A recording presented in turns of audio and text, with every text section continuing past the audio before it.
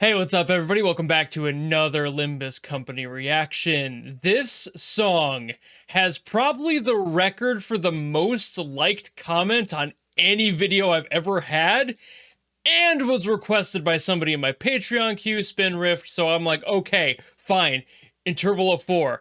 I'll listen to the boss theme. Jesus Christ. And I'm almost positive there's a few other comments in there with the same request that had more likes on it. So in general, the answer was, yeah, I should be getting to this one. So here I am getting to this one, and I'm gonna see why everybody wants me to listen to this. And on top of that, it's only 3 minutes long, which is kind of surprising. So I guess without further ado, let's go. Ooh, what an immediate rip. Okay, hold on.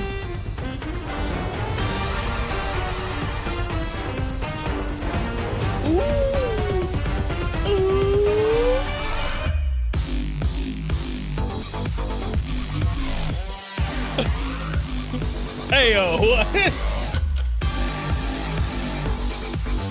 it's like big band jazz electro swing thing going on. Oh shit!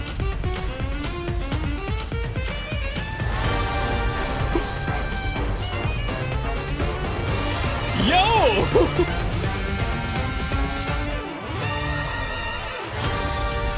Just coming out the gate with this much fire, that's probably illegal in most countries. What the hell?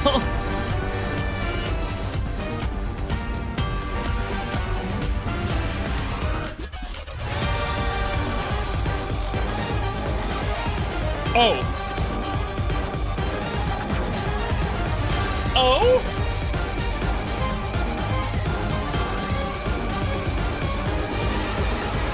Oh my goodness, okay.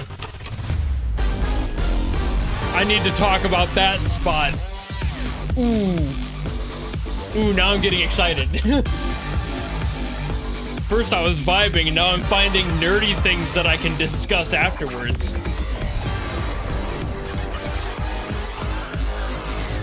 Ooh! Ooh!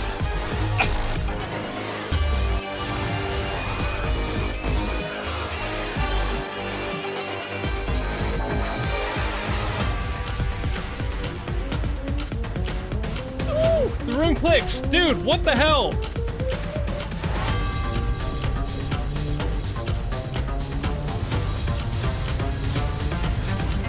And I still have a fourth of it to listen to yet?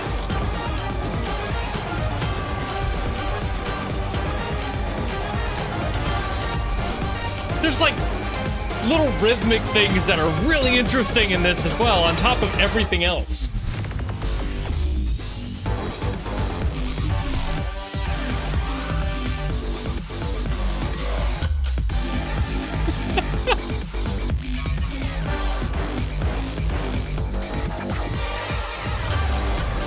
You know, I was really tired today. Emphasis on was. This song just gave me an entire, like, second wind on its own.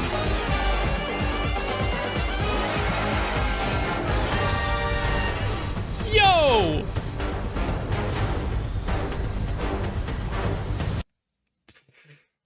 It just ends so abruptly. I need more of that. I just want it to keep going. Man! Wow! Okay, Jesus Christ. So first things first, I want to give a name to this genre mix because it is so very unique. I don't think I've heard something quite like this. I'm going to make a portmanteau of steampunk and dubstep and just call it steam step, and I hope that people like that because that's what this feels like. There's that jazzy kind of like 20s energy to it that comes with the whole steampunk aesthetic, but also just the sheer grit that comes with modern synthetic dubstep and dance music, and that's where that comes from. So steam step it is. I'm gonna stick with that. There's other ways to portmanteau different things in there. You could throw jazz in there, make it like a jazz step kind of thing. But considering how jazzy and tweaked this one is, especially for things I want to mention as I go on in this segment, it's just steam step to me. I love this. This is so unique to me. It is creating an entirely new branch in my brain of listen for this type of song in the future, because this is unique enough, strangely, that it's its own genre in my head. I've heard hundreds of genres in my time listening to music. I love all genres, and I love hearing all variants of genres. I love electronic and acoustic and everything in between, all branches of it, and this one did not fit in any of them on its own. So I'm gonna call it Steam Step, and we're gonna move on to why I think that way, because it is so cool. The absolute core reason that I'm thinking this way and that I'm so excited and hyped in this is because of that big band aesthetic that's really supporting everything. Lots of heavy, aggressive, big brass sound, and I love it. With all the electronic stuff happening around that, just supporting it and just adding flavor throughout, like the drums especially, there's so much variance in there that it's like there's not one, like they're blending electronic drums with like the acoustic sounds of like those rim clicks in there, and it's just such good sound design. But that big band just acting as this gigantic bass line for everything else, supporting all those synths that are on the higher end, the solos happening from like the saxophone in there. It's so huge. The scope and scale of this song creates a wall of sound that hasn't been matched since like the 70s when it was designed. This is such a huge, impressive, just like pressurized tone going into your ears. There's all of this noise and all of this inspiration with all these different walks of life coming to really make this whole new genre happen. The more nerdy reason being that I'm pretty sure that this is probably a Mixolydian mode, because there's some kind of weirdness happening with like the spot that I got really excited about during the reaction, and I was like, ooh, there's something I need to talk about. That might have actually been Phrygian mode, or Phrygian as I've called it before. I've learned that it's called Phrygian apparently, but I guess it's kind of a tomato thing. I digress. Point being, I think they might have shifted mode for that, which is really interesting. They're basically shifting the steps of the main scale, which I believe is G minor in this case, which is a huge jazzy tone, has been used for obviously like close to 100 years, if not more at this point for jazz. It's just a great scale for that. And Mixolydian is very popular in jazz, but Phrygian is not necessarily a thing that's used a lot in jazz. It's used, it's just not as popular as Mixolydian. But the reason that it felt that way is because of that passage that I freaked out about, where I think that was Phrygian mode, but I was hearing Mixolydian before that, so I'm like, where does this scale start? Did they switch it up in between and I just didn't notice? That can be done, obviously. You're basically just moving the step of certain notes on a scale and where you start. With how much movement and how much other detail is being thrown into this song, it wouldn't be really surprising that they could switch that and basically break the scale, because modes are important. If you're writing a song in a mode and then you switch it up, that can create some heavy dissonance and make the rest of the song just feel disconnected, because you're effectively shifting notes around where they wouldn't blend together with other parts of the song as a result. You're basically taking a note that would have worked with one higher up in a scale and then like knocking it down or up a half step or so, which would make the rest of what you just did feel really crunchy, gross, and just not fit. But I think they're abusing in the best way possible what jazz is, and that free form energy that comes with jazz,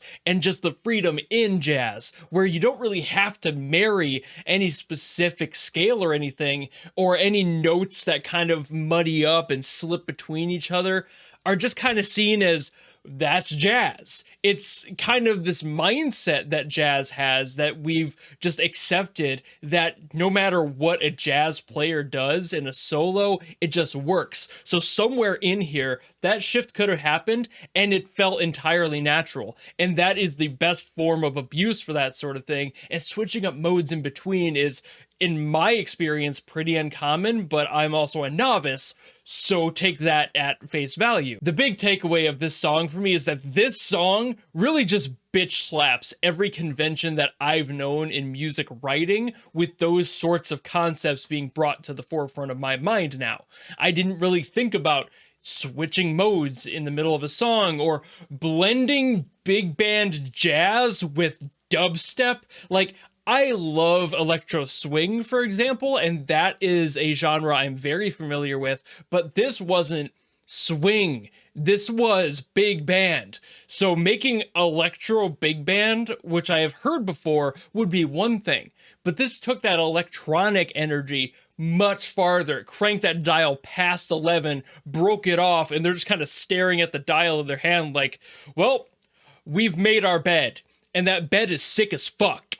I am not in any way shy about saying that this is one of the coolest songs, one of the best written and composed, structured songs I've heard in recent memory. Like, obviously, I've listened to hundreds of songs in recent memory. There's a lot of music I listen to on a regular basis.